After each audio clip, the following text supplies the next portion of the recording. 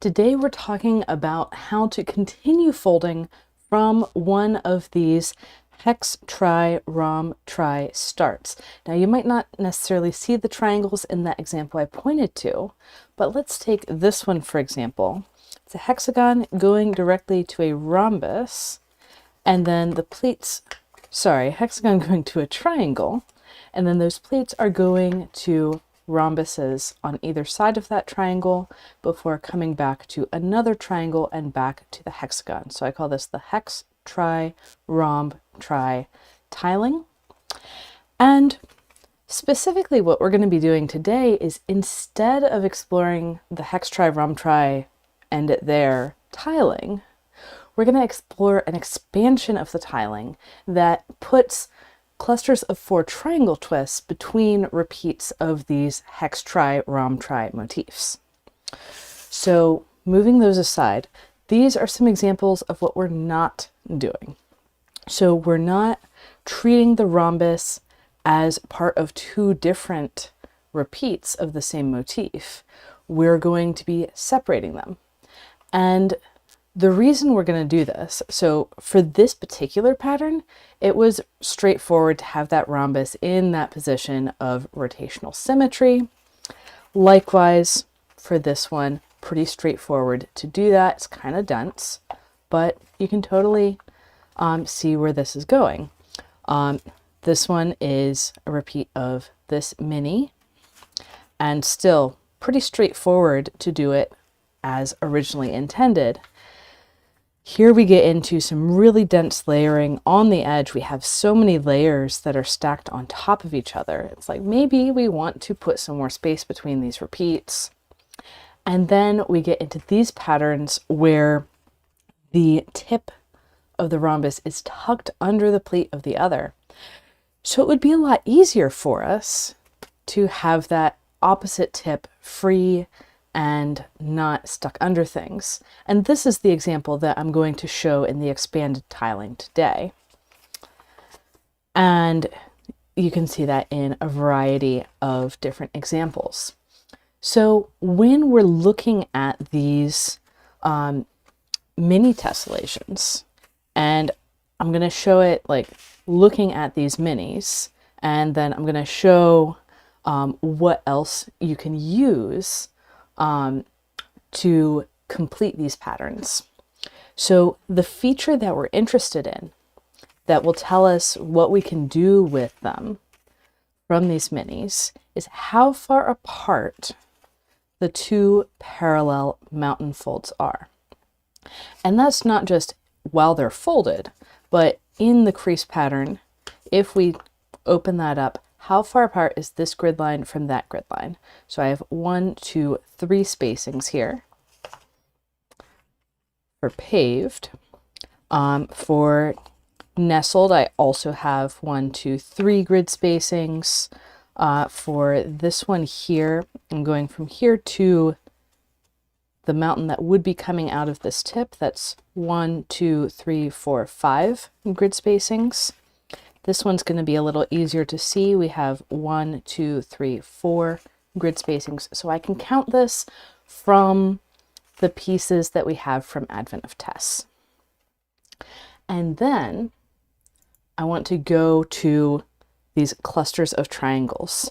And I've shown these before. It's a file that I have available inside of Advanced Twist Techniques. And here I have these clusters of 4 triangle twists in their crease pattern forms, drawn out and sorted by how far apart their mountain folds are of those 2 parallel pleats.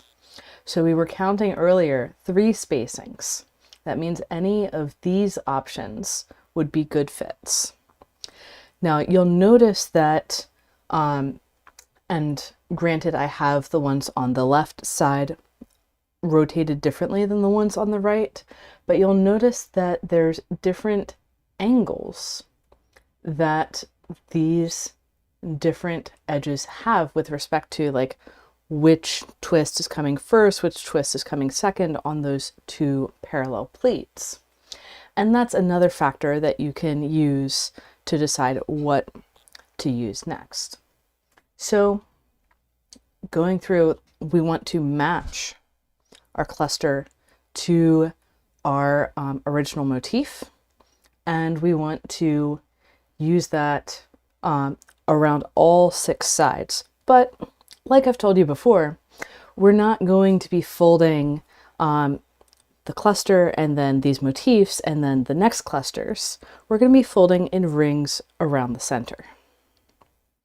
So I'm going to bring up the crease pattern that we'll be working on today, and I'm going to go ahead and split the view so you can see what I'm folding as well as what I'm looking at. And we're going to treat this repeat, well, I'll zoom in and that'll let me move it over. There we go. We have this repeat in the center, and one of the things that you'll notice is that we have, well, one of the things that I notice, I should say, is that this hexagon outline is in blue. Those are valley folds. That means that my first twist is on the back of the paper. Now that's not going to be super important for today. I'm using a grid that's aligned with the edge of the paper. 48 divisions for the grid, in case you're wondering. And with 48 divisions, I already figured out for this particular crease pattern, I'll be able to fit the full set of next motifs. And if you want to know how I did that, it's a matter of counting, and I talk about that in one of my recent videos. So I've got this hexagon, and I can even tell that it's going to be a right-handed hexagon, because if I put my thumb up in the middle of the twist where my mouse is, put my fingers along the mountains, and then curl my fingers, I hit the parallel valley. So that was up along this mountain, and I curl to hit this parallel valley. And then the triangle twists, these are going to be closed triangle twists, the smallest triangle twist available to us, and they're also on the same side as the hexagon. They're also outlined in valleys, and they're going to be a very dense spacing. So since this is one of the central motifs from Advent of Tess 2022, I'm going to move a little bit fast through it because there is a whole tutorial. It's either day 23 or 24 from the 2022 Advent of Tess. And I'll make sure to drop a link to that in the description after I've finished the live stream. So I'm bringing up my pleats for my central hexagon twist. My mountain folds are coming straight out to the corner of the paper, and my valleys are above on the right hand side. I'm folding both the mountain and the valley as I'm setting up this closed hexagon twist. And when I'm setting up new pleats, I'm reaching under the paper and encouraging that mountain to form. I'm not pulling from the top because pulling will often undo other things that you have set up already. So with this closed hexagon set up, I'm going to bop it, grab it, twist it. And this is the technique that I would use on a large grid like this, where we do have the stability from all of these pleats going all the way out to the corners of the paper. If I'm on a smaller grid, there's a bit more variability in how I would go about folding that. So zooming in, I want to get those closed triangles as close as possible. And in order to do that, I'm going to lift a pleat of the hexagon and fold that hexagon in half. And then I'm going to place, so I've got a valley fold here. I'm going to put my next valley right next to it. And you might be saying, where is that on the crease pattern? Well, it's these two mountains that are right next to each other, but we're on the opposite side of the paper because we fold things on the side where these folds around the shape are mountains. So that changes everything from mountain to valley and valley to mountain. And so we're going to find and set up that closed triangle. And again, I'm moving through this quickly because I already made a slower tutorial for this first part. And flipping over.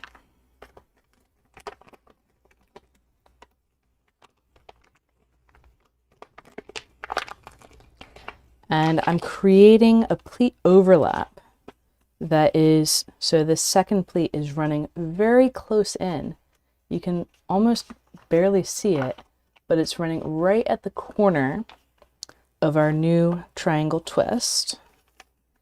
And I'm specifically choosing this order, so folding that hexagon back out, folding it in half on the next pleat before putting in the next triangle twist. I'm specifically choosing this order because our rhombus twist that I'm going to put in next is on the opposite side. And one thing I'm doing differently for this very center than I'll do further out is leaving pleat overlaps without resolving them immediately.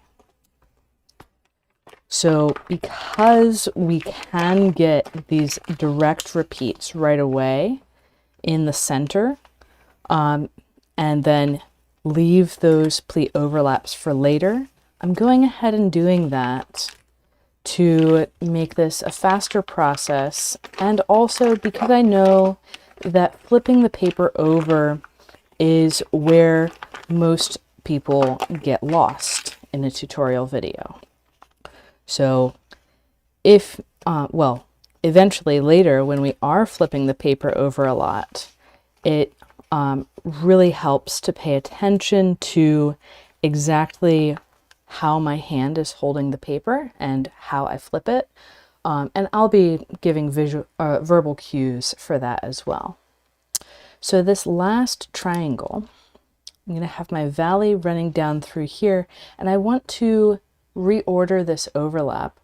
But actually, what's going to be easiest going forward, and this is a hypothesis, is instead of just reordering the overlap, doing a compound wrap here. So I'm going to open this up, and I'm holding with fingers underneath, and I've got my fingers on either side of that point, and I'm going to pop the point down. And this is as zoomed in as I can get. And I'm going to pop the valley all the way down. So I've got this dimple down in and a three-way intersection of mountains above.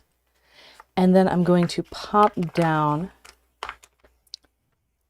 under here. So I get another three-way intersection of mountains. We've got this zigzag of this mountain coming in, zigzag. And there's always a valley one grid spacing away from it. And then I can continue building my triangle twist up above. And so not only is the compound wrap easier to fold in that situation, it's going to be easier to open up on the other side. And it's giving more space in here for whatever I fold next. Now, before I squash this triangle, I'm going to fold my hexagon in half to get that out of the way, both for layering reasons and so that I don't have a whole bunch of extra layers sitting under the triangle that would make it a little harder to squash on top of. And now I have my closed triangle star, and I'm going to hold on, and I have like the edge of the paper over here, so I can't reach all the way in to that odd one out, the compound wrap instead of the pleat overlap. But I'm gonna pay attention to that one as I flip and make sure I find it on the other side. And that's on my right hand side. And then I'm going to go down to the next pleat overlap below to fold my rhombus twist. So here's where we return to the crease pattern and we say, what kind of twist is this rhombus twist? It's an open rhombus twist. So the way the mountains are coming in here, and there would be a mountain in this direction, paired with the direction of this valley if it was further away.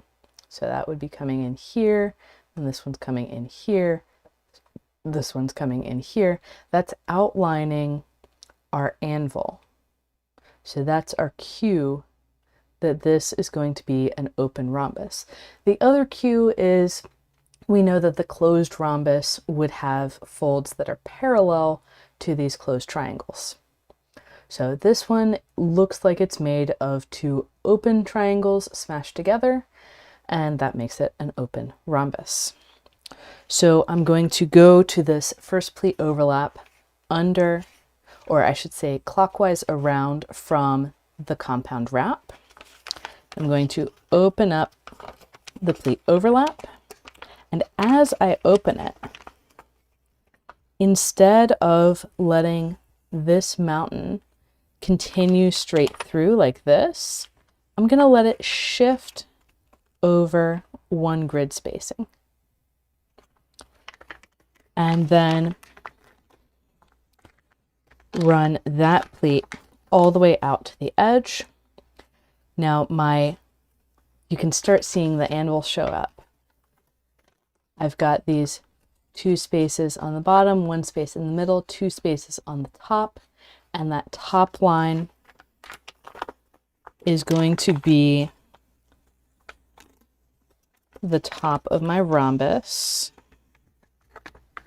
And I'm going to make sure that that valley on the top is going all the way under the next pleat, because the tip of this rhombus under here is going to be exactly on the corner of the closed triangle.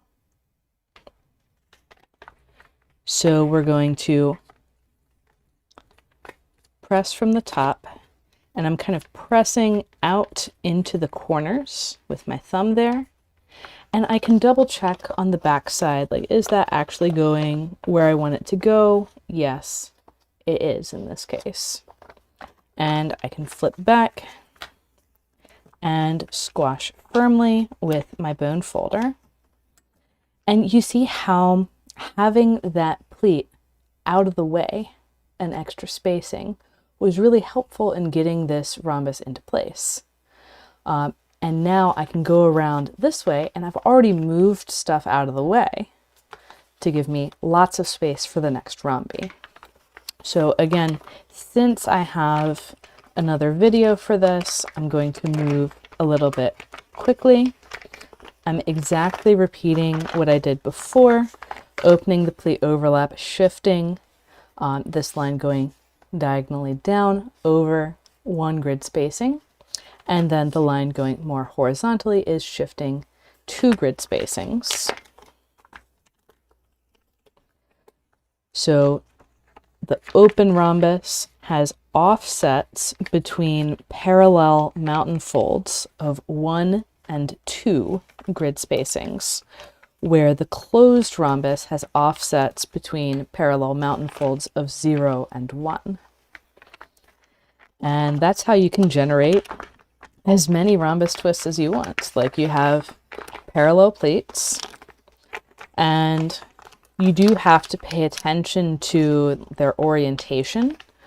Like, let's say you have this particular X of orientations of pleats.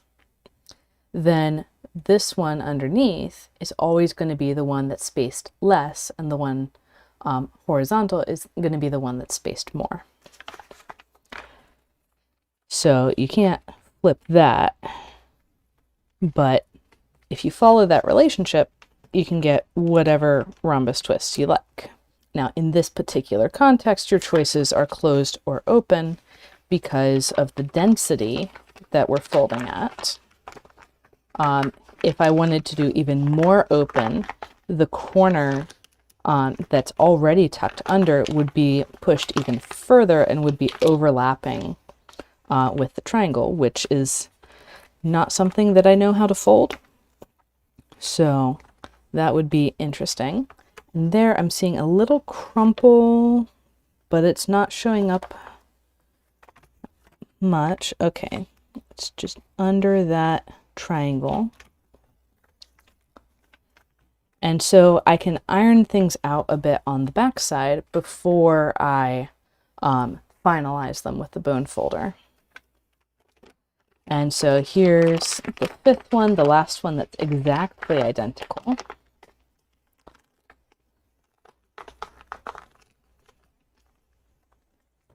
And bring that into place.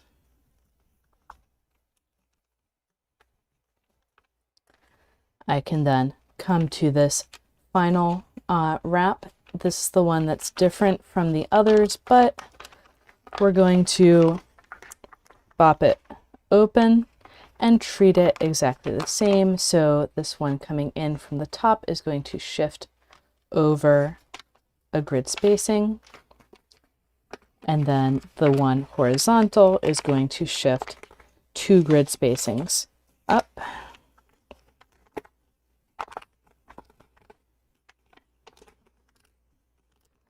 And by the way, I can't see any comments, if there are any right now, because of having the crease pattern up. But I will get to you if you do have comments. And also, if you're watching the recording, feel free to put in a comment with a timestamp, and I'll do my best to answer your question. So we've got our final rhombus there, and I'm just going to double check that nothing funny is happening on the other side of that. Use my bone folder a little bit. So the funniness I was feeling is the triangle came unstacked. There we go. And I can squash that one as well. Okay, so this is kind of the last piece of information that I need from this crease pattern. And that is, which cluster of triangles am I going to use? So these 2 mountain folds are 1, 2, 3, 4, 5 spaces apart. And in our clusters of triangle twists, if we go to the 5s, we have 3 options on each side of the paper. So it's the same 3 options, but flipped one side or the other. Both will work because when we have these parallel pleats that are in the same orientation, the distance between the mountains is the same as the distance between the valleys. So we can have a closed triangle in the center and open in the corners. We can have open in the center, closed in the corners, or we could have open in the center and open on the opposite side in the corners. For this particular tessellation, I went with closed in the center, open in the corners, and this is going to match up well with the arrangement of rhombi that I have. And that's really a matter of playing with the crease pattern and seeing, does this line up, does it not? And I have a couple cues here for how to fold. One thing is these triangles are all outlined by valleys, which means I'm going to flip to the triangle and hexagon side of the paper. So with this particular pattern, we're going to have only the rhombi on this side and then everything else on the other side. Another cue that I'm looking for is we've got this valley, and then 2 spaces away we have a mountain. That's going to be a big cue for me. And then over here we have a mountain, and then 2 spaces and another mountain. So I'm looking at the relationship between the pleats that are between the twists, which tells me where the corners of the twists are, to tell me more about what's going on. So when I flip my paper over, now the crease pattern is also flipped, but we can't really see that. Like there's no tool that I know that will flip your crease pattern over for you. That would be really neat to have, but doesn't exist as far as I know. And we've got to figure out, okay, what are we doing? So we've got our set of parallel lines.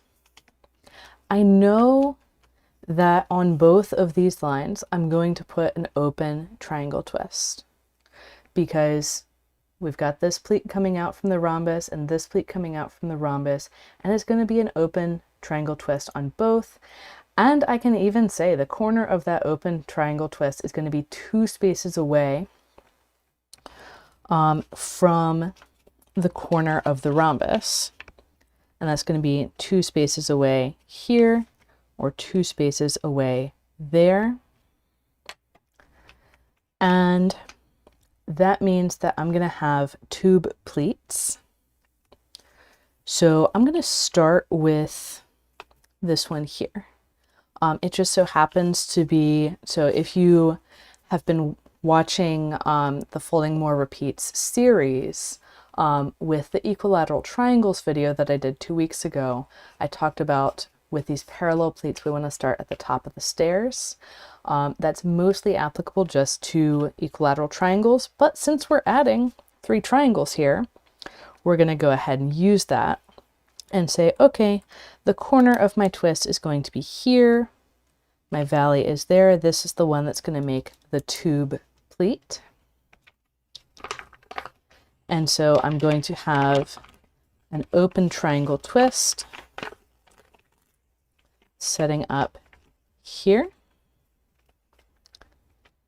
And now I have a pleat overlap that I'm going to resolve with 2 triangle twists. The one in the middle is going to be closed and the one on the outside is going to be open. So I can set that up.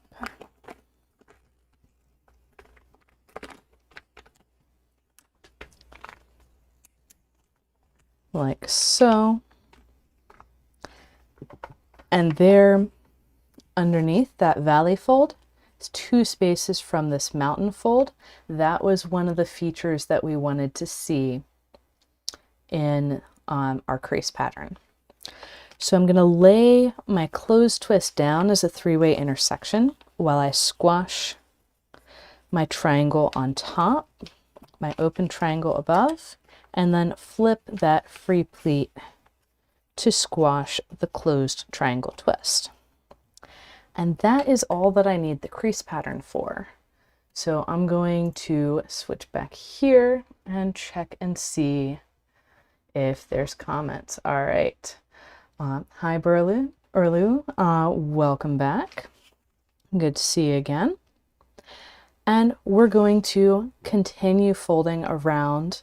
And for the sake of consistency, I'm going to continue folding around this way.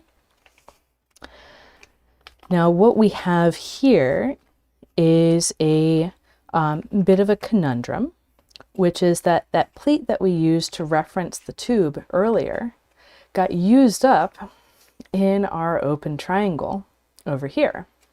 But the mountain would have come through here, and we can see that the valley is under there.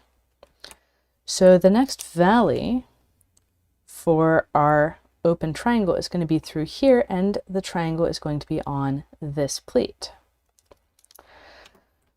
And what I'm going to do, just like when I was doing triangles around the central hexagon, I'm going to pop that point down and set up a compound wrap. so that I can set up my open triangle twist on top.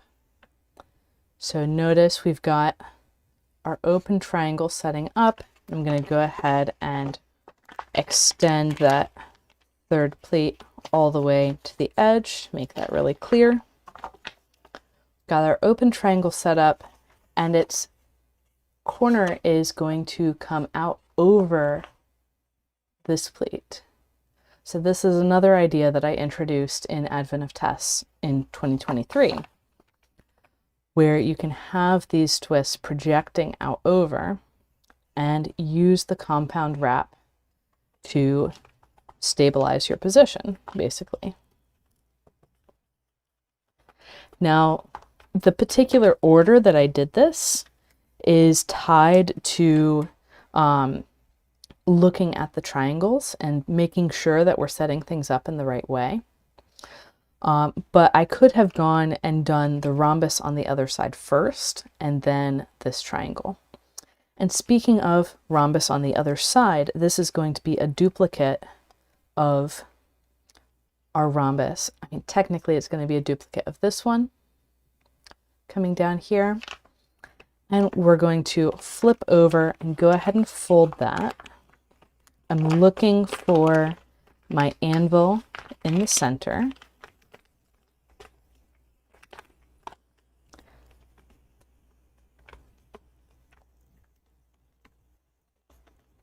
And squashing this, making sure that all of my folds are happy with being squashed.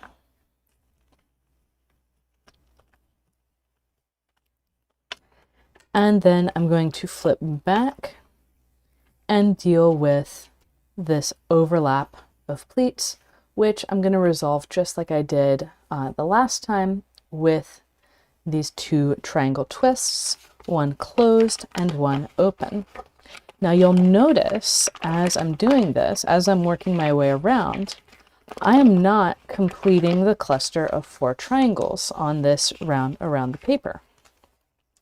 And that is very intentional.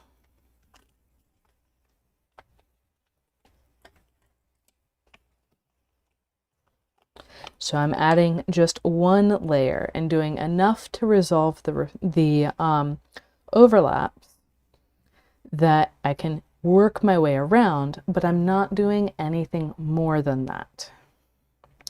So let's see on this one, now that we do have a reference of where that next rhombus is going to go, let's see if we can find it from the other side.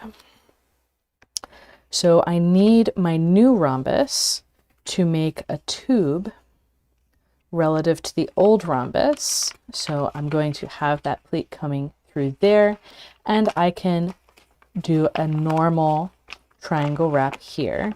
So if you're not so familiar with the compound triangle wrap, but you are familiar with the normal triangle wrap, this might be your preferred method. And then I'm shifting my pleats around to get the open rhombus instead of the closed rhombus and squashing.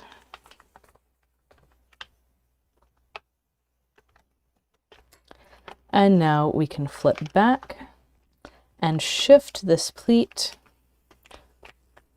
So we're shifting the mountain out towards the edge, 1 grid spacing, and putting the valley on the far side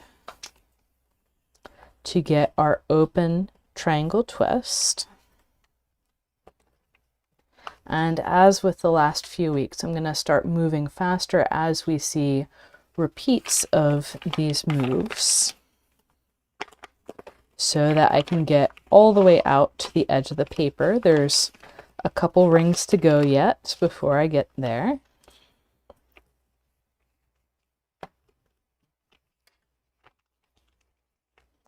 And squashing these 2 twists just like we did the last 2 times.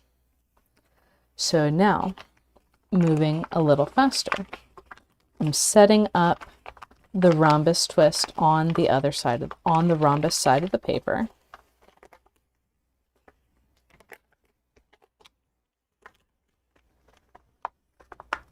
making sure that I'm doing an open rhombus twist. And you don't really need to worry about orientation.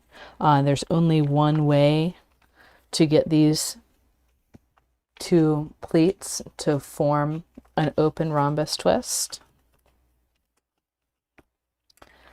And then flipping back, I'm going to shift my pleat over, flipping the valley to the opposite side to get an open triangle twist from my triangle wrap from the three-way intersection that I set up with the triangle wrap. And then I'll resolve my remaining pleat overlap with an open and a closed triangle twist. And hi Layla, welcome to the chat. Flipping over,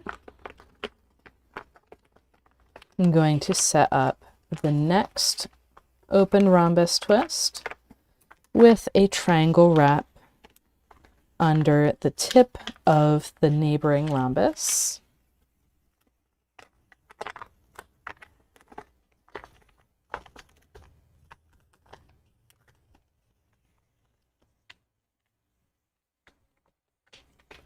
Make sure everything's happy before using the bone folder to squash more thoroughly.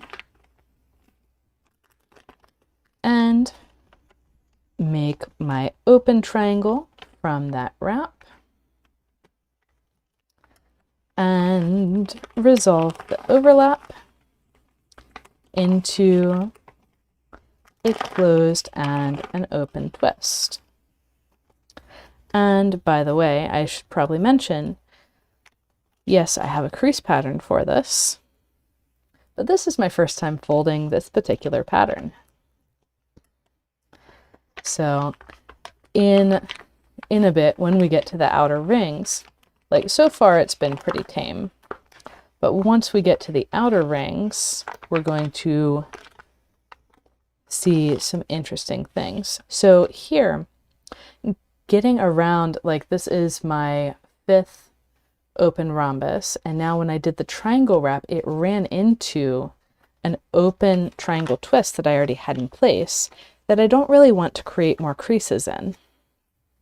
So I'm just going to hold firm right next to the rhombus as I squash, but not flatten through the existing triangle twist. And flipping over, when it comes time to flip that pleat out to fold the open triangle, now that's not running through my triangle twist anymore, but it looks like it will again when it's time for the next twists. But we know what to do with that. We're going to put in the compound wrap so we can get through there without passing the pleat through the open triangle. And we saw that same compound wrap in that first round of repeats when we had these triangles and this triangle without the rhombus yet. So now I'm going to go back to the other side and put in my missing rhombus. Okay. So now we've got our next ring around the center completed. We can see our full motif, and the tips of that are not going to be stuck under anything. We can see the tips of the next one. These tips will be stuck under something. And so flipping over, this is where it really starts to be problem solving. I've got 1, 2, 3 parallel pleats coming out. The one where I really 100% for sure know what's going on is the one in the middle, which is a little inconvenient, but we're going to roll with it. I mean, technically, I know 100% for sure what's going to happen on any of these pleats because I know, for example, that this twist is exactly the same as this twist. How do I know that? Well, it has the same relationship to this triangle above, it has the same relationship to this triangle to the top right, and therefore it's going to have the same relationships to the triangles down here. And I believe that's actually even actionable advice, but for now, we're going to work off of the symmetries, and I'm going to start with finishing this cluster of triangles. So I'm going to have the corner of the next open triangle twist touching the corner of the closed twist.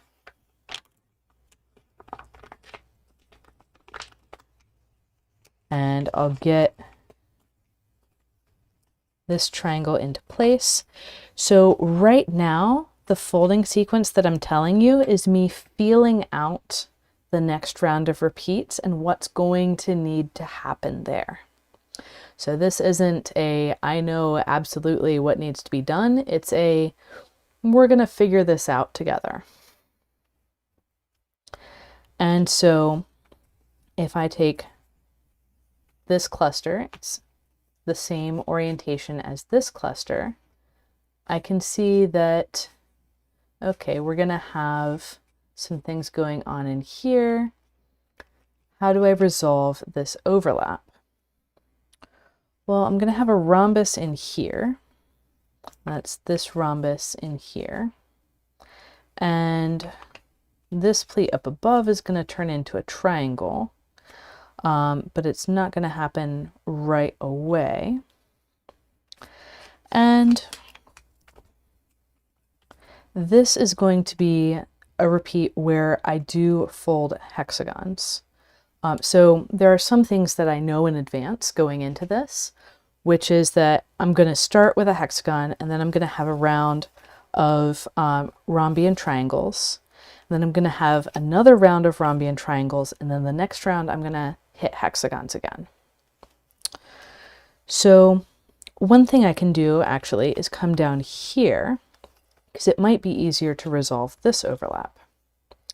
Coming down here, I can say, well, the next triangle here is going to pull up the tip. So backing up a little bit, I know the next triangle down here is going to have its mountain folds going through there, because I can look up at the analogous rhombus and see, okay, the corner is right where this pleat comes past. And I also know that if that is true, then I need to pop up the corner of this rhombus to set up my triangle. And as that pleat goes through, I can do a triangle wrap to resolve conflict under here.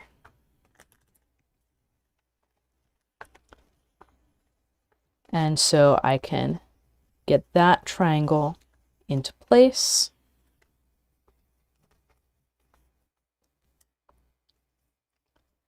And that triangle wrap, instead of being a triangle twist, like I can read from up here, that is, so we've got this pointy bit. That's leading into an open rhombus twist. And I'm going to flip over. I need an open rhombus twist on this area. So that's going to be right there.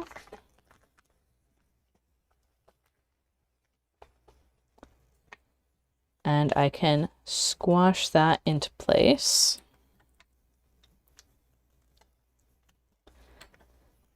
And flip back. And continuing on this way, I'm going to be getting into, so we're getting into this area. I need that triangle on top. I'm going to need another rhombus below, and I'm going to need another triangle on top in order to do that. So what I'm going to do right now is set up this triangle on top as a three-way intersection. And I knew the spacing of that because I did it by analogy to the spacing over here. And I need that open rhombus in this space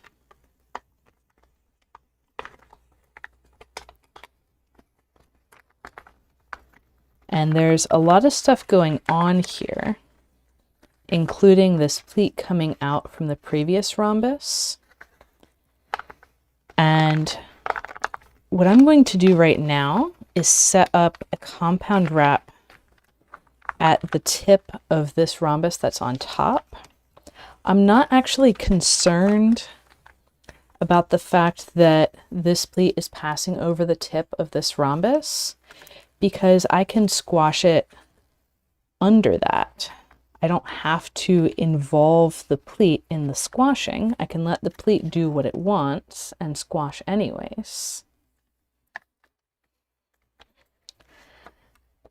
And so, again, what we're doing right now is figuring out what the good sequence for this ring around the center is. I wouldn't say it's figured out yet, but we're getting there.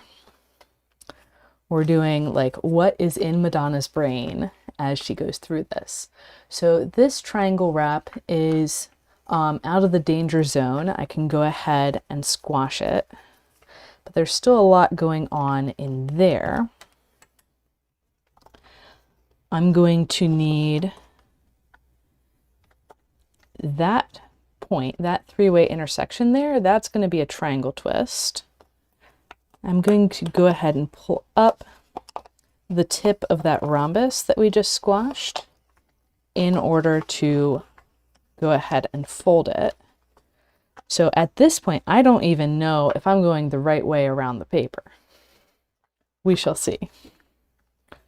But I can squash this triangle.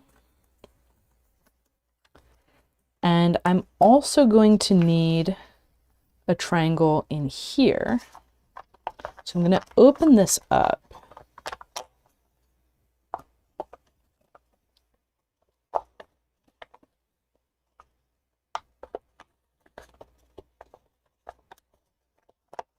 And I did a little bit of manipulation in there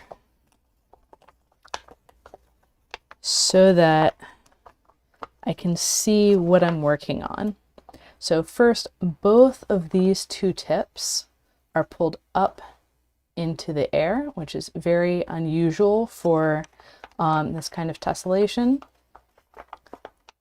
And I have the triangles, or in this case, the three-way intersection, one space off of that tip. And so in here, what I'm doing is setting up bits of this hexagon, but I'm going to lay them down so it's easier to squash my new triangle.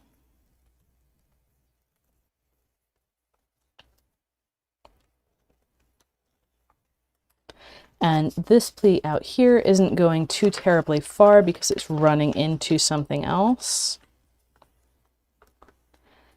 And now I can come back and set up a third pleat of this hexagon.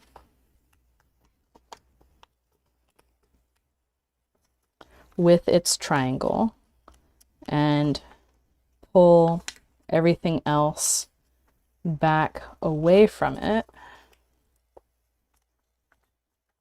as I squash the triangle. And And right now I'm going to leave that kind of set up as a tube. So with the closed hexagon, we can just have it set up with these pleats back twisted and have that tube going on out. And I'm kind of anticipating that going around this way is going to continue to be trouble. So we'll see if the other way is worse, and then we'll decide. So I'm leaving this here, so I'm running fewer pleats this way. And we're going to go and try going back the other way and see if that's any better. So going back the other direction, I've got this set of parallel pleats, and I'm going to try working across them this way, which one of my cues of like this might work out better is that my connection point for this pleat is down here, and for this one it's all the way up here. So that's telling me like maybe this way will be a little bit easier because things will tend to run out that way from their connection points, but we'll find out. The first thing to do is put in our closed triangle twist here.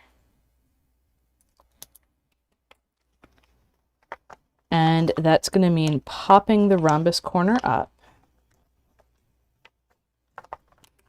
And I'm going to create a bunch of pleat overlaps.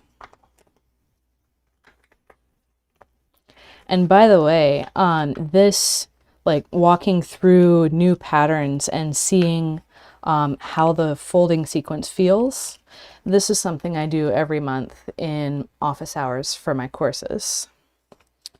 So basic twist boot camp, tessellation starter sequence, tessellations by tiles, and there's going to be another one that will be announced in the coming weeks. All have office hours. And you can request like whatever pattern you want for me to walk through the folding sequence. And so I've got these two triangles. They're coming into a hexagon. I'm going to set up the third pleat of that hexagon.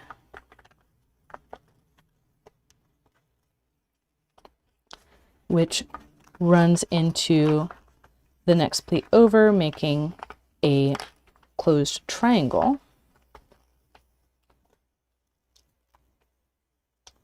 And I'm going to lay things down so my triangle is clear to squash, then lay things back on top of it.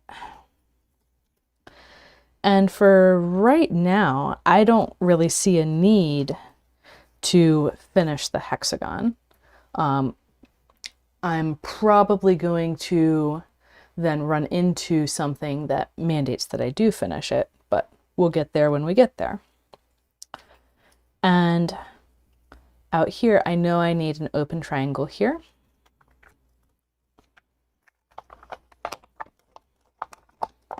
And I know that between the open triangle and the closed triangle is going to be an open rhombus. So what I'm actually going to do is set this open triangle up as a three-way intersection, because that rhombus is not going to be compound wrapped away. And so with that set up as a three-way intersection, making sure that the pleat that is good is the one coming into the rhombus, and then the one that's free to go is just hanging out. Now I can flip over, and yep, this is what's going to mandate that I finish the hexagon. But for right now, I can do pleat overlaps.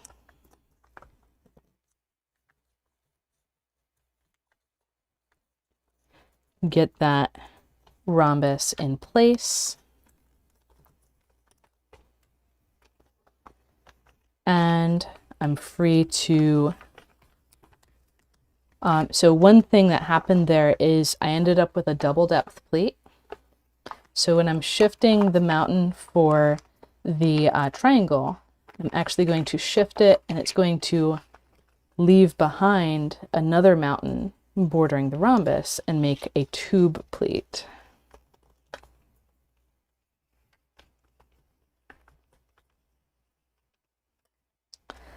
And let's come back to these overlaps on top of the hexagon. I'm going to find my remaining pleats of the hexagon.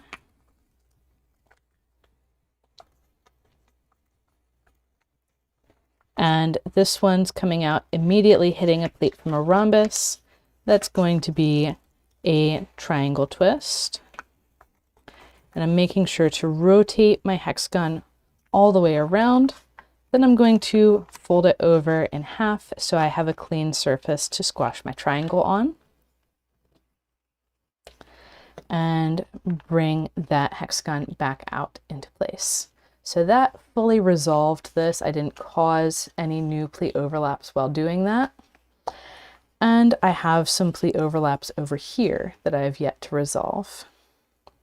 So coming in here, I'm looking at, okay, this triangle is the same as this triangle.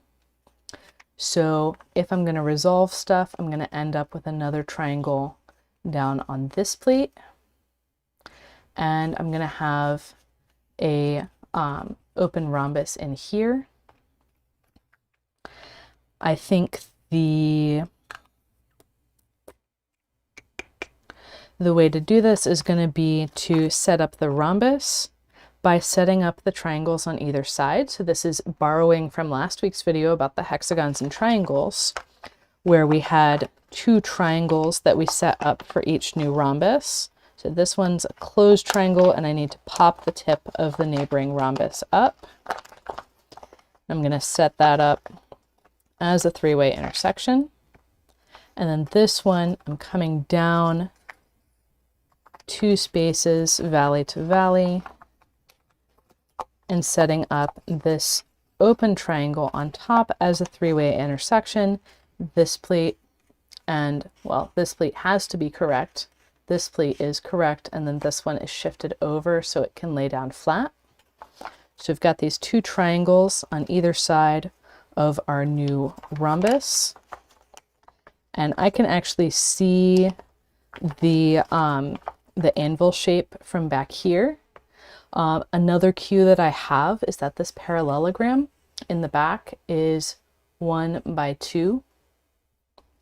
So I can go ahead and find that, and I'll squash my new rhombus on the rhombus side, then come back and shift that pleat over for the open triangle, and just flip the pleat for the closed one. And that direction is much nicer than the other direction that we were working in. So I'm going to continue going in that direction. I left myself a little bit of a mess over here. Let's see. I think I would need to get all the way to the other edge in order to resolve that. So let's leave that until the end. So working my way across here, I'm going to be setting up a hexagon in here with triangles on either side. So this triangle here is going to be popping up the corner of the open rhombus. And I can go ahead and squash that, just preventing messes. And then,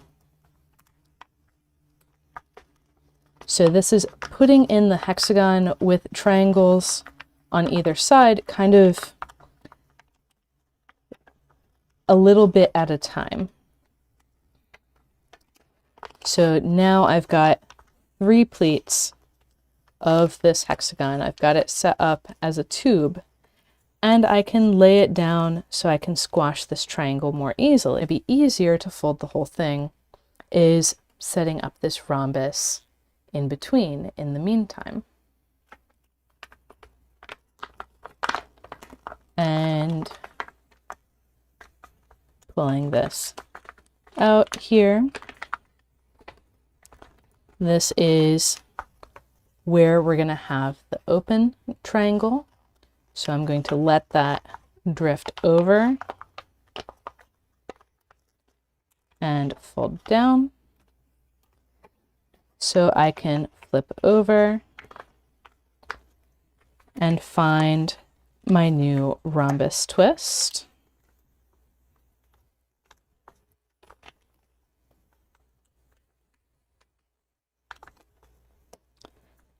And squash.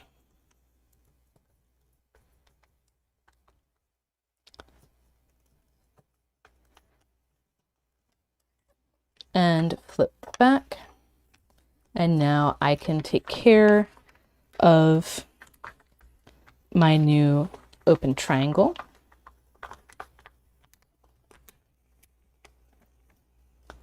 Okay.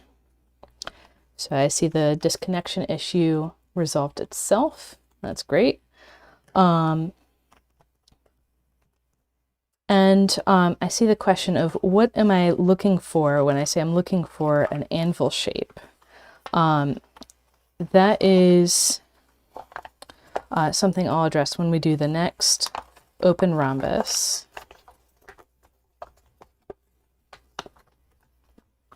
So now I'm coming in and I'm putting in our new hexagon, and that is going to have a pleat run into a neighboring pleat needing a triangle. And so I'm getting this all in place and then folding the hexagon over halfway so I can squash my triangle. And now we're putting in our next rhombus with a triangle on either side. So opening up the pleat overlap, I'm going to pop up the tip of the neighboring rhombus so I can put in this three-way intersection of mountains that will eventually be a closed triangle. And then up here, I'm going to find not just the tube this way, but also the tube the other way, where I can put in a three-way intersection for the next triangle. And now when I'm flipping over, looking for the anvil. This shape has a couple features. And so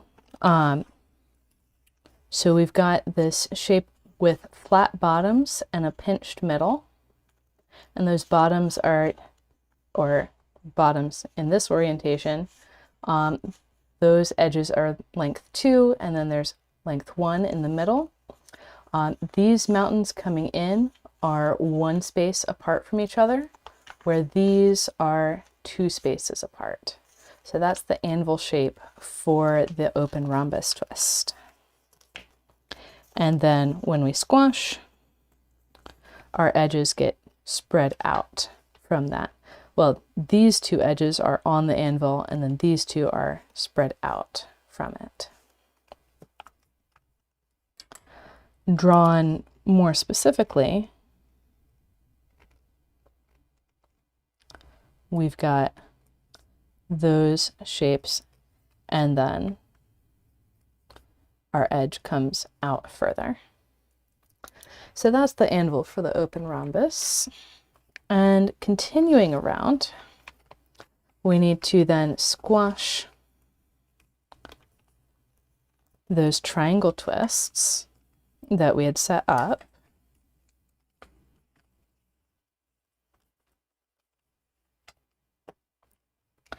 And I'm going to try and move faster. I'm already moving pretty fast, but we just hit the hour, and I want to do another round around the center yet.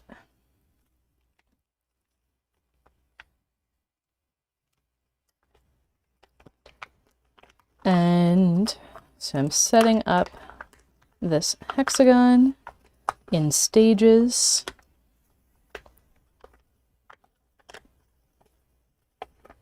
Making sure that I'm squashing triangles as I go.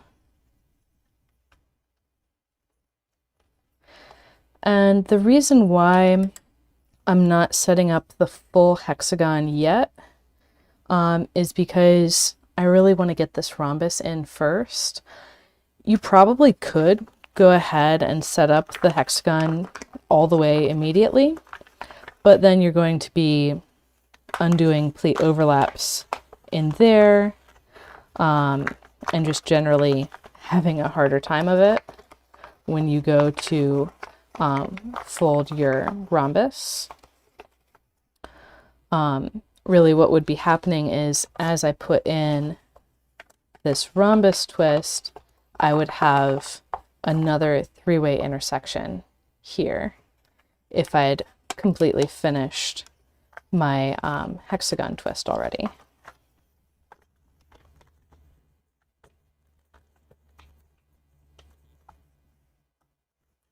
So not a bad option. I'll probably do it on the next one. I'm going to put in the open triangle over here.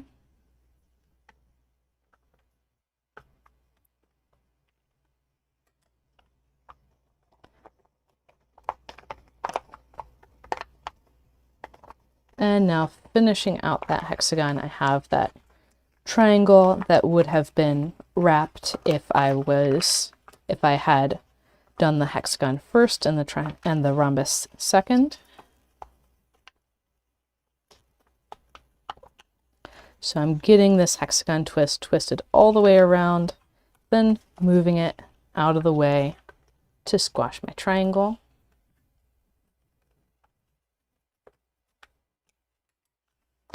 And coming back to this situation that I need to pop the corner of the rhombus up to set up the three-way intersection for the closed triangle, and pop this mountain from the triangle down to set up the three-way intersection for the next triangle, so I can set up my next open rhombus twist.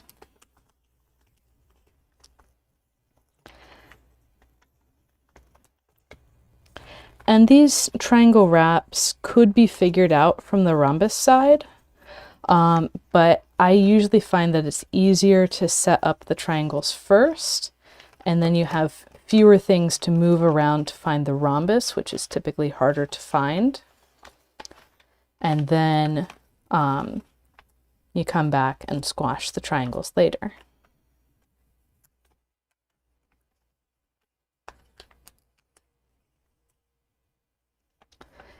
Yeah, exactly. 4-pointed version of a 6-pointed star for that anvil shape.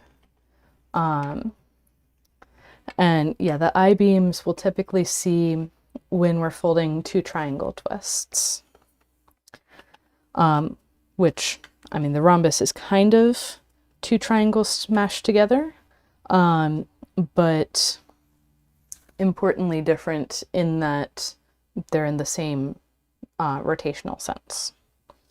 Okay, so starting the next set of parallel pleats, I'm going to pop up this corner of the rhombus to put in a closed triangle twist. And this time I'm, like I said earlier, going to put in the whole hexagon right away.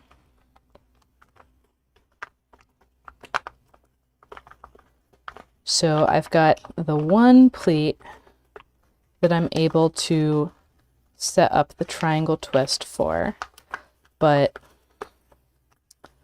I'm still going to have a pleat overlap with these, with this other one. And if I had more grid, it would overlap with the next one out as well. And so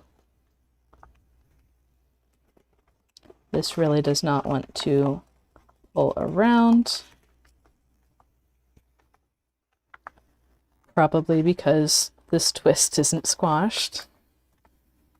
But I can get it into place, fold it over, squash the triangle. So especially when we have our triangle so close to the hexagon, we really have to be paying attention to the layering to get everything to work out nice. And then opening up these pleat overlaps, I'm going to set up for my open triangle twist, but I'm going to leave it as a three-way intersection laid down here. Going to make sure that tip is still under the layers I want it to be under. And flipping over, I'm going to find that anvil for the open rhombus. And like I said, that's going to be leading to a three-way intersection, or rather a triangle wrap. Three-way intersection on the other side.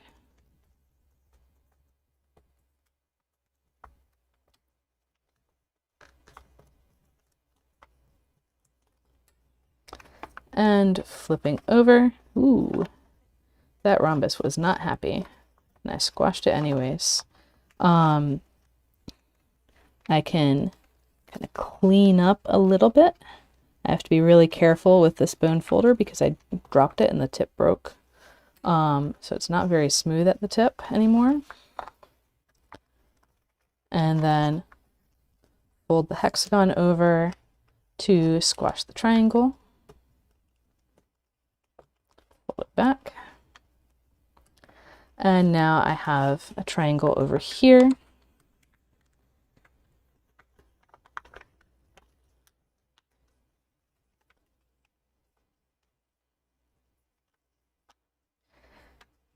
And a little bit more, then I'll head into that mess that I left myself from the beginning. So opening up this pleat overlap, I'm going to have to pop that corner of the rhombus up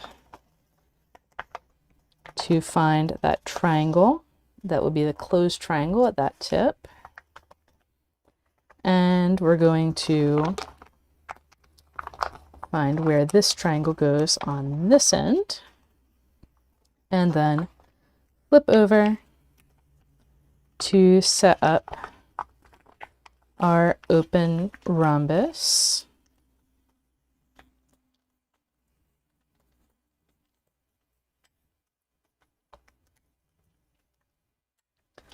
And flip back.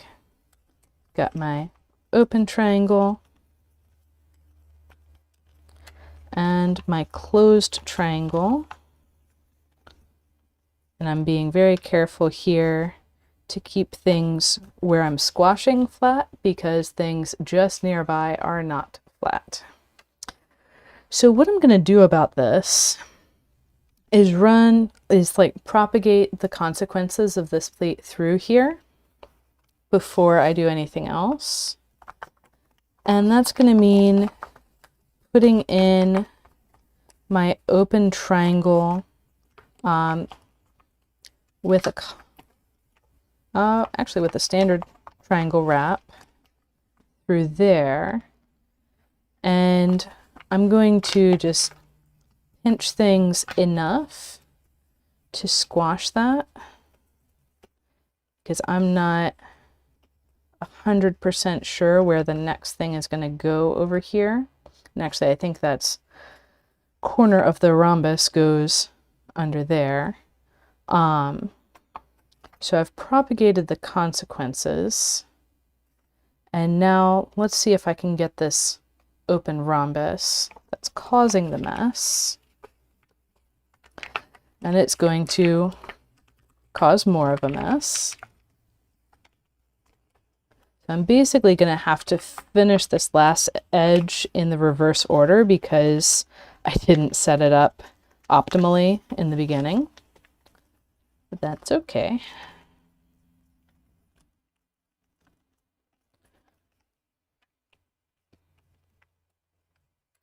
And with this rhombus done, I can conclude this hexagon. And I know already that this tip of the rhombus closest to the hexagon is going to need to get popped up, so I can go ahead and do that right away, setting up this triangle in here.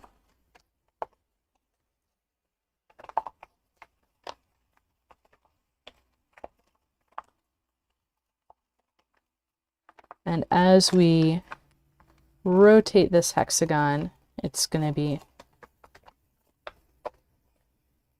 like I'm doing this in the air because there's definitely 3D-ness going on. I'm flipping that over so I can squash the triangle, and then flipping that pleat from the hexagon back, just like we did around the center. And now we have a mess over here. Which is to say, a mess in just excuse me, a mess in just one place instead of a mess in two places, which is an improvement. And the next thing that's going to need to happen in here is I'm going to need my triangle on this side, my rhombus in the middle, and that's going to lead to a triangle on the other side of it. And we'll find out how much of a mess that's going to make. Big mess.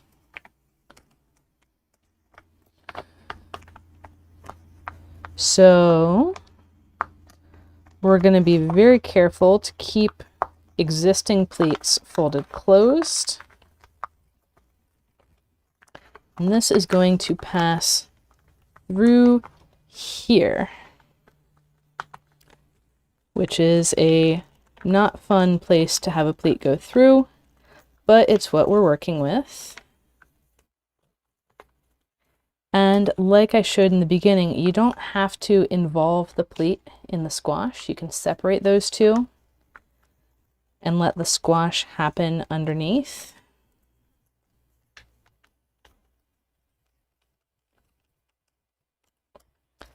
And now flipping over, I can resolve this open triangle. It's out of the danger zone.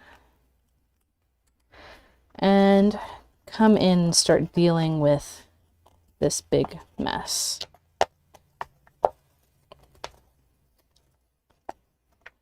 And that's gonna start resolving. I'm still going to leave a lot of things kind of temporary.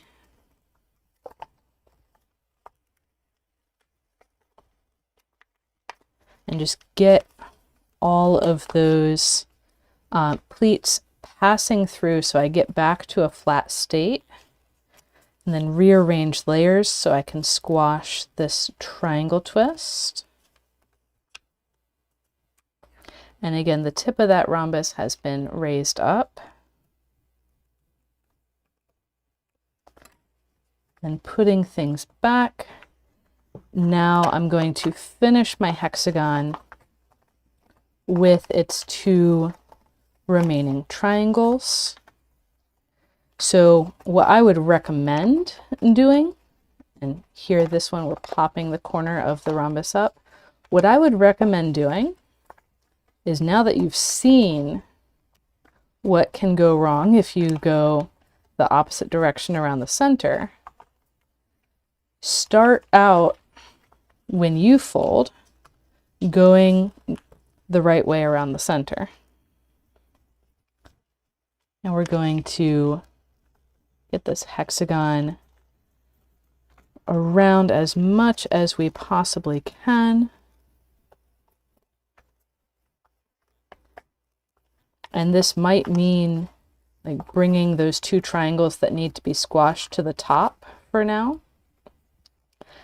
And then flipping the hexagon over one way to squash this triangle, and flipping it over the exact opposite way to squash that triangle.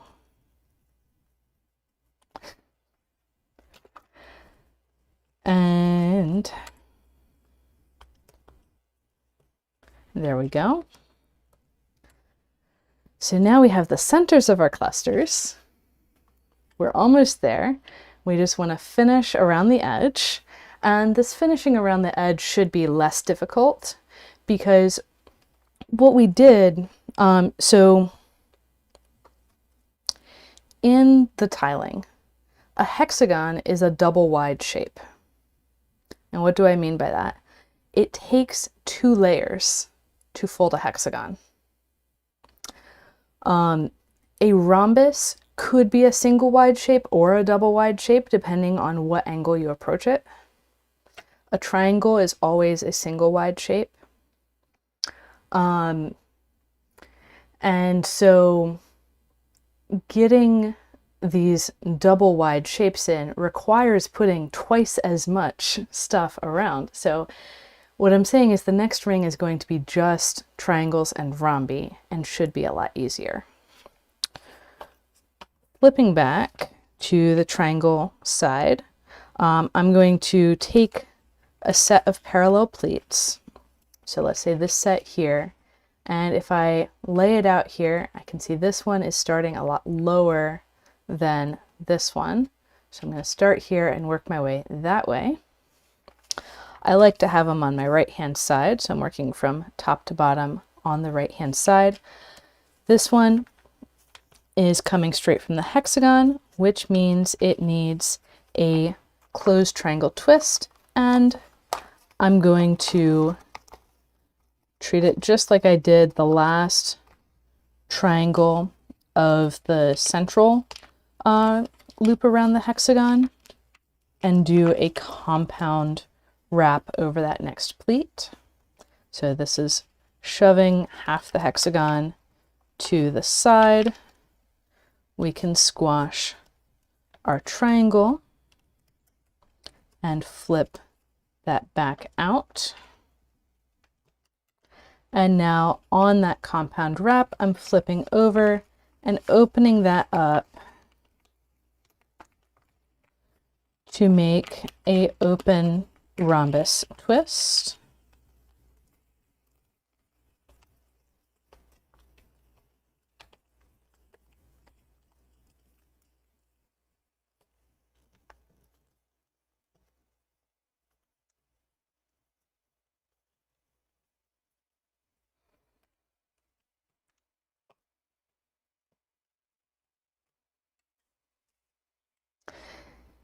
Yeah, I definitely agree that starting with the 32 fold grid is going to make this a lot easier.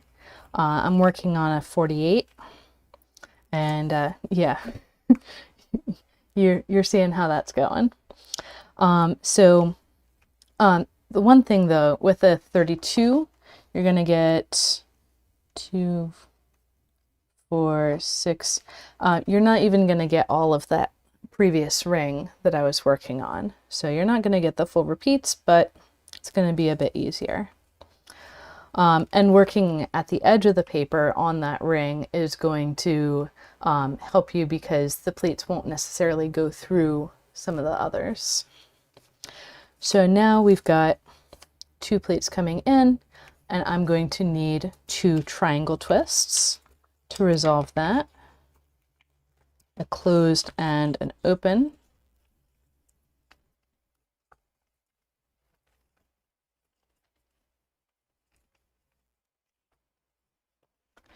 And we're actually going to get full repeats of the center and finish all of our clusters on this ring. So that's very nice. And in here we need a rhombus with a triangle on either side.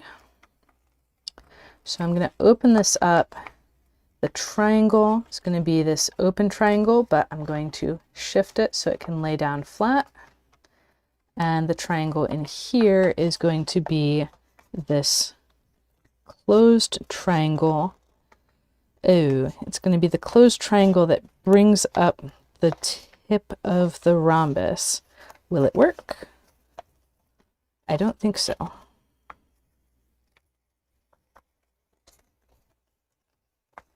No. No, that is going to need to be air folded. Okay.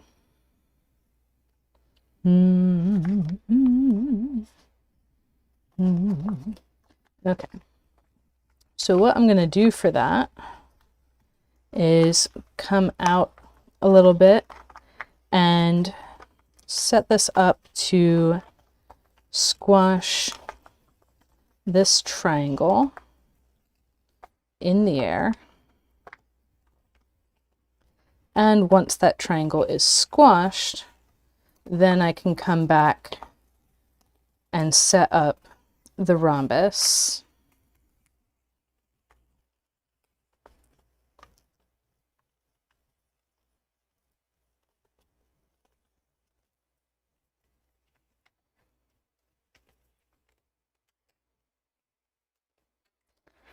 And flip back and squash the triangle.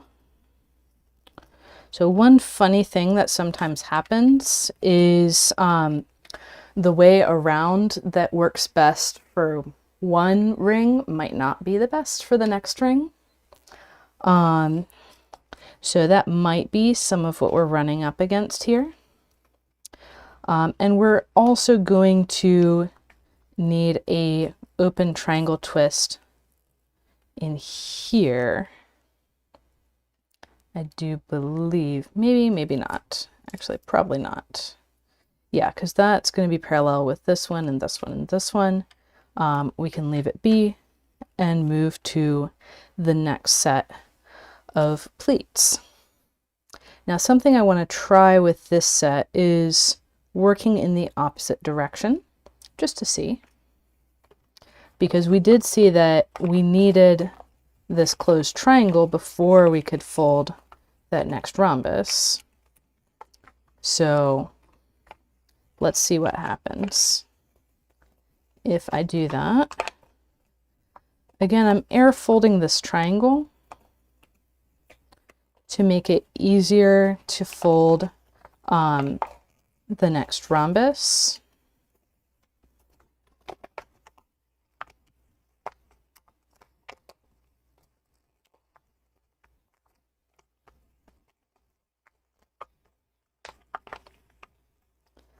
And that pleat is going all the way out.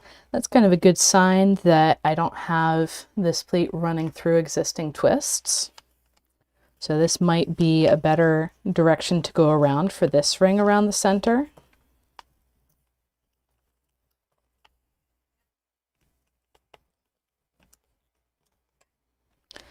And flipping over, I need to resolve this with a closed triangle in the middle and an open triangle further out. And again, this pleat is not passing through existing twists. Good sign. I'm going to go ahead and squash the closed one first this time because I can't lay it down flat to squash the, well, I could, but it would increase the layers under the sharp angle corner of the open twist. And then for this one, I'm going to be putting in a rhombus in here, and it is going to need 2 triangles. This open triangle here and that closed triangle there. And that works out nicely. So that's kind of a pattern I've noticed with these designs that have the rhombus tips tucking under. Often, and then that is starting to interfere with the next bit over a little bit, but that's more the order that we did things and less that it would interfere in general, because I did this edge and then I jumped over here and did this edge. So that wouldn't come up until the very end if it was all going in this direction. So overall, this is feeling nicer than the first edge that I did. And I need another rhombus in here.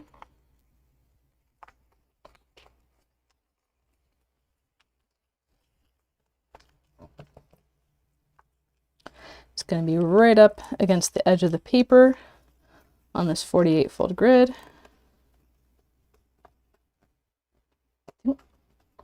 So I'm going to air fold that outer corner.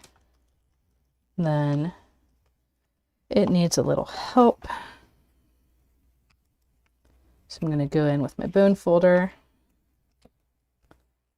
And now it's laying nice. So there we can see this full repeat of the motif. And I'm going to just go ahead and finish. I'm going to continue working away around the way I did that second edge. So actually the opposite direction that I was working in the previous ring. Funny how that works out. And so I'm in here. I need a rhombus in there, but that's going to need this triangle also to help set it up. And for right now, I'm going to just focus on the triangle. Let this hexagon fold over and air fold it a bit, because I'm going to need the rhombus on the right side before I get to the rhombus on the left, just to resolve some tension in there. I want to get this one moving its pleat out from where other twists are sitting.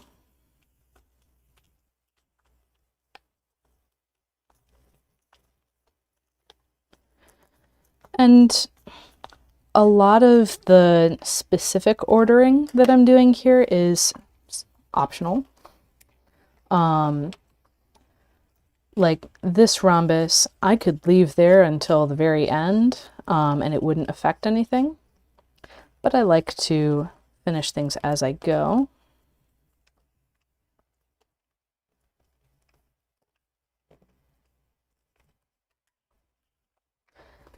And now I have an overlap where those two triangles go.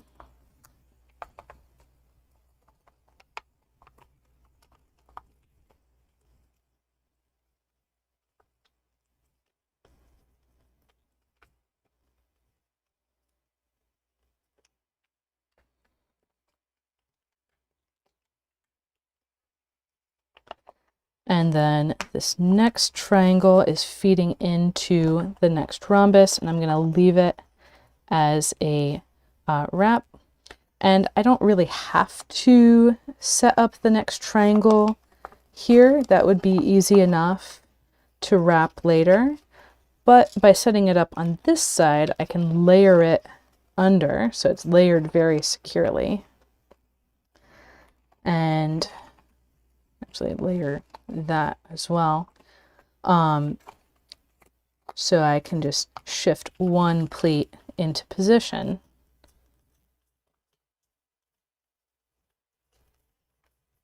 And encourage my rhombus into place.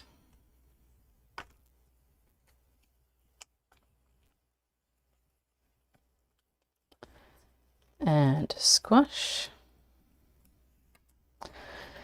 So I guess the bottom line here is you can do repeats even of these complex things. And yes, there will be complex bits to doing those repeats.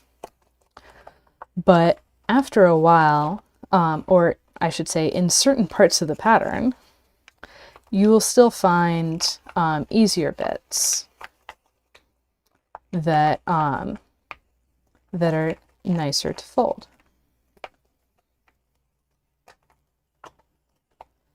And then the other big takeaway is don't be afraid to air fold a closed triangle twist. They are particularly amenable to it, and they often have things sitting underneath them that need them to be folded before, or There's often things close to closed triangle twists, especially in these denser designs, that need the triangle to be folded before they can be folded. So don't be afraid of air folding closed triangles in these kinds of situations, because often that's the only choice.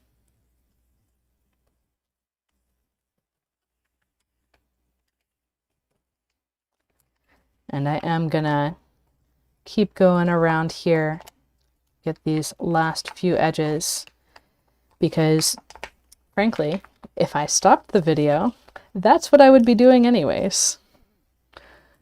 I definitely have a drive to finish these tessellations once I've started them.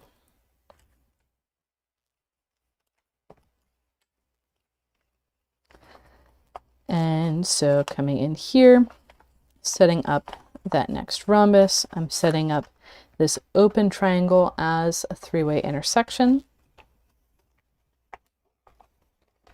And going ahead and setting up that next triangle as well and layering it how I want.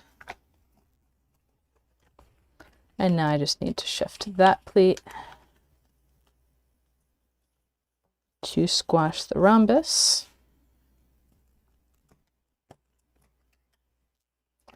And flip. And get my open triangle. And my closed triangle. I've got two more edges to do in exactly the same way.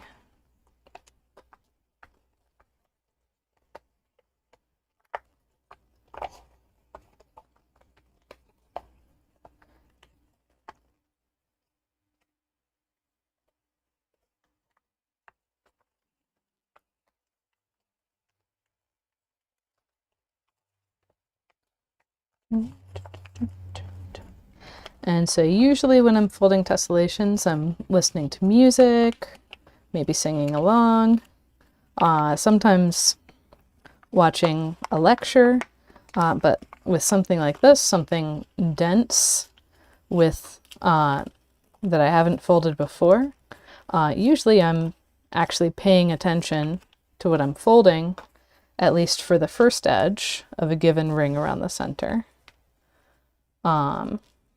And then I can go back to giving a bit of attention to something else after. Yeah, air folding, like you might lose some accuracy, but it really expands the patterns and the places that you can fold.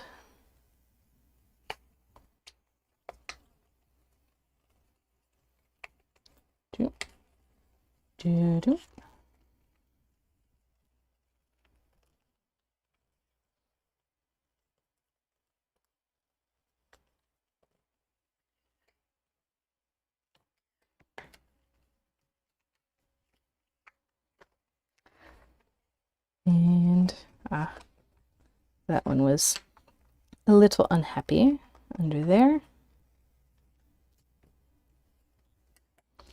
And we're getting there, folks. But I would say most of my tessellations take at least this long to fold. Usually like 3, 4, 5, well, yeah, usually 3 or 4 hours for the actual folding of the tessellation. So in that sense, this one is relatively short, but I'm also usually using more grid divisions. 48 is kind of on the low end of what I do for my main pieces. I'm usually in the 48 to 64 range, although lately I've been doing some 72s and 80s.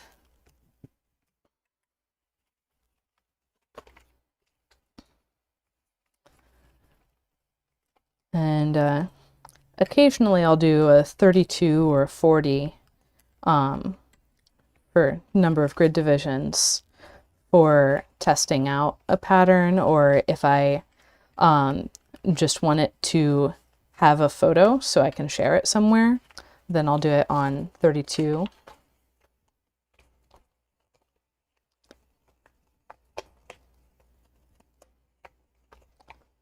But yeah, this is how long it takes, if you were wondering, to fold a complex tessellation on this size of grid. And I will caveat that this is how long it takes me.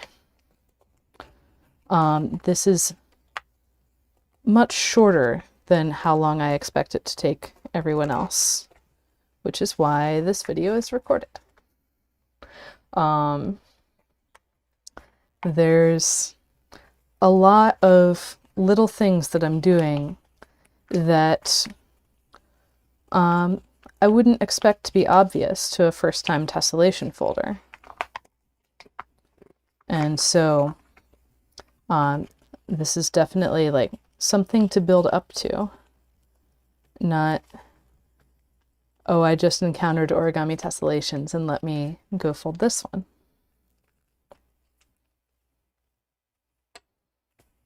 But that's the wonderful thing about origami tessellations. There are patterns at all levels.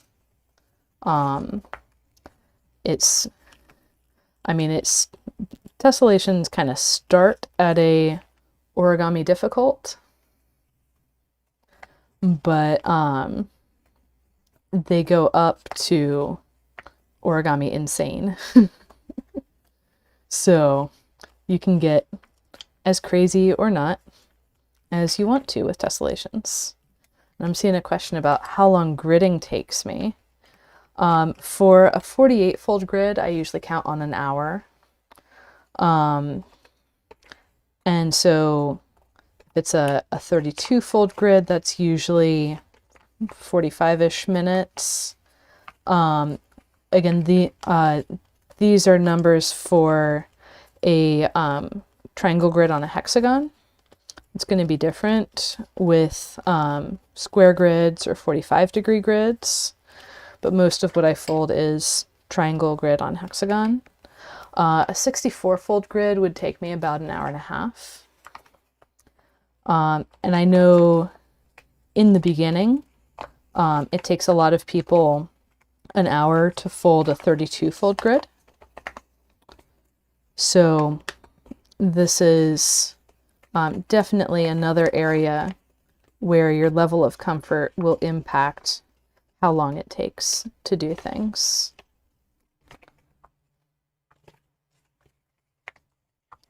Yeah, I was really tempted to air fold that triangle there so that this rhombus wouldn't be stressed, but it's far enough away.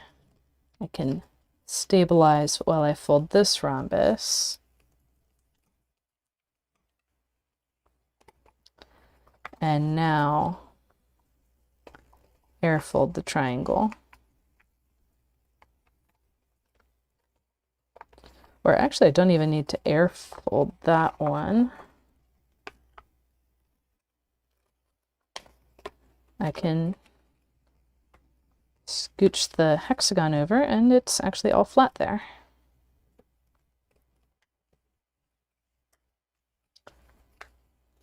And we've got this triangle and then one more twist to complete this tessellation.